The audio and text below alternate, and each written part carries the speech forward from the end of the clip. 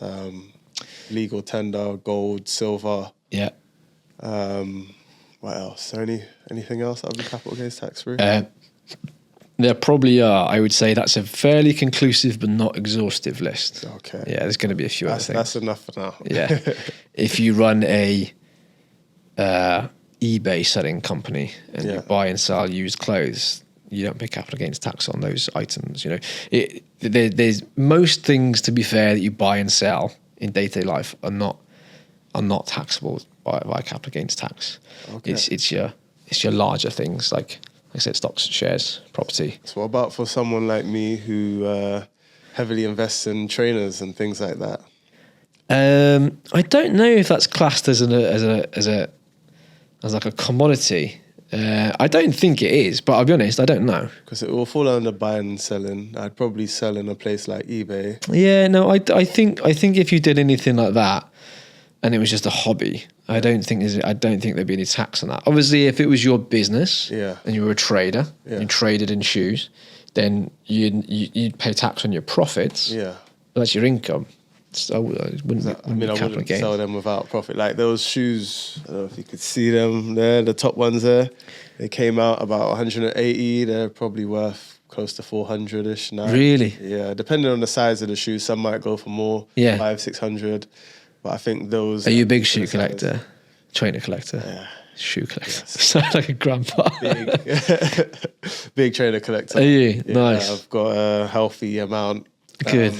And that was always money I wanted to put towards a mortgage as well. But I haven't even brought myself to sell one pair. But I don't wear the shoes that I collect. Hey, look, it's diversification. Yeah, exactly. Yeah. Exactly. Yeah, that's part of my diversification across Nike, Adidas.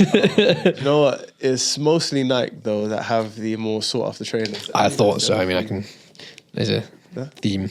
Nike, yeah. You know, it is mostly Nike. I mean, I've always been a Nike lover, but Nike itself, they release trainers that are quite scarce on the market. They do it on purpose. They release them on a raffle purchase base or first come, first serve. Yeah. So even with the raffles, it's not like you pay £1 to win the trainer. You pay the actual trainer cost. If you don't win the trainer, you get your money back. Okay. But everyone puts their money in, and it's just you might win it, you might not. Yeah. I've lost countless times. Yeah. But I've won quite a few. I have trainers of all sorts of values, you know, £1,500 worth of a trainer that's bought for 120 quid.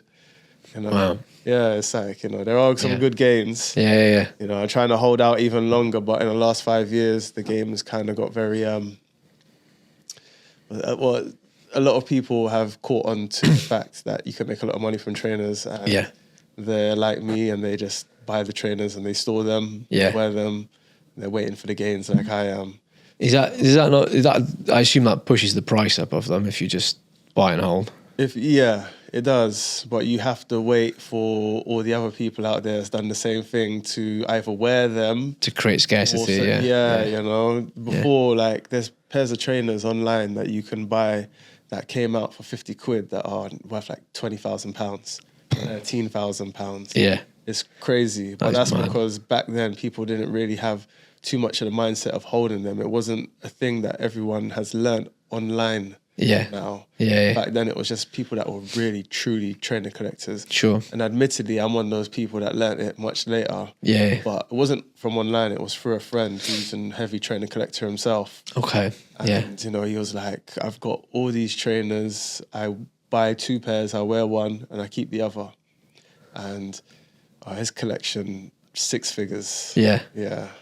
Wow. 6 figures. Bad. And I was like, I need something like that too. Nowhere near him and what his collection is.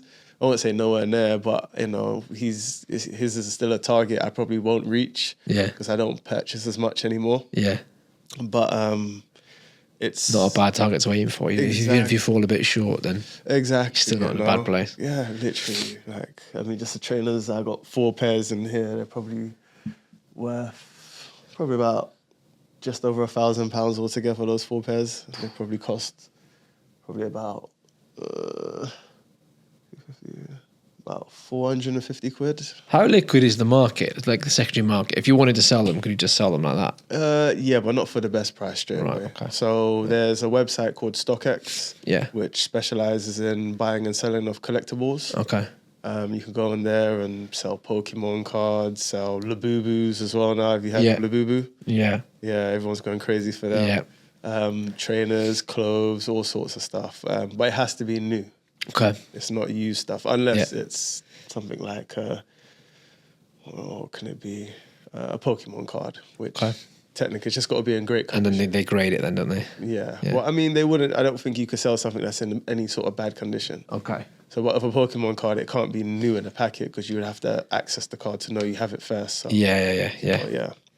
It's a little bit different. So hopefully all of that is capital gains tax free when the time comes. I think it is. Okay. Yeah. Yeah. So sounds good to me. Right. So do people have to report the gains on these exempt assets? So like the profit from selling your main home or the trainers or whatever, or the gold coins? No. If it's exempt, you don't need to report it. Okay, excellent. Okay.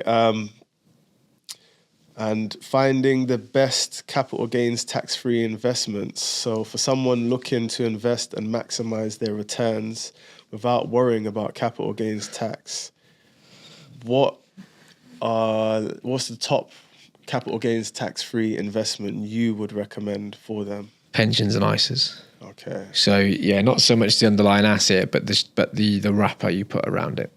So stocks and shares are, tax is incurred on those when you create a gain. But if that's inside an ISA or inside a pension, then you don't pay a gain. So you can hold most assets. You can hold commercial property inside a pension.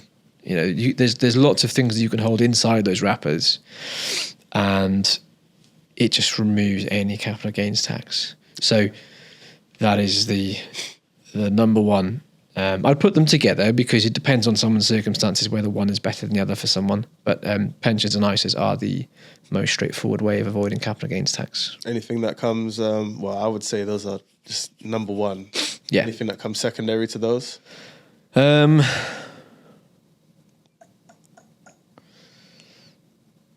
terms of structures, we've got things like venture capital trusts that are capital gains tax free. You also get tax free dividends on those, and you get 30% tax relief on the way in. What was that? Sorry, they've got, shortened versions of VCT, but it's called a venture capital trust. Right. So they are wrapped investments with smaller UK businesses, so they're not listed on the major stock exchanges.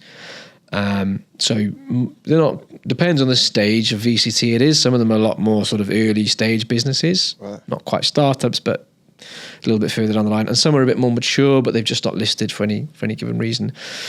And they're a lot more volatile because of their nature. They're smaller businesses, but the government incentivise private investors to invest in VCTs because they